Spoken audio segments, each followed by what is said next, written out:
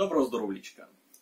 У цей непростий час, знаєте, цей рік про нас кожного був такий доста нелегкий. Позапирали нас вдома, і цю пандемію, то все. І тепер на Різдво, знаємо, що не й усім прийде низький Бетлегем, та кому не прийшов, та заколядуємо вам ми. В Віфлеємі новина, Діва сина родила, породила в благодаті, непорочна Діва Мати Марія. Породила в благодаті, непорочна Діва Мати Марія.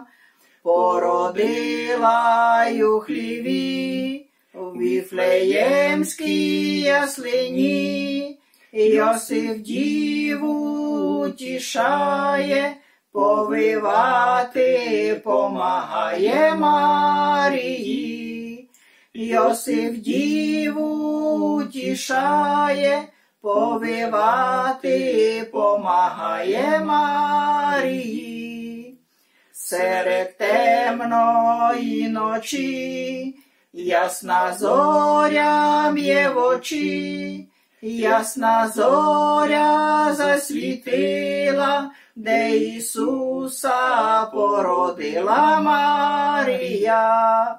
Ясна зоря засвітила, де Ісуса породила Марія. Рождество Твоє, Христе Боже наш, воссіяви миру світ разума, небо звізда служаще, звіздаюча хуйся, Господи, слава Тебі.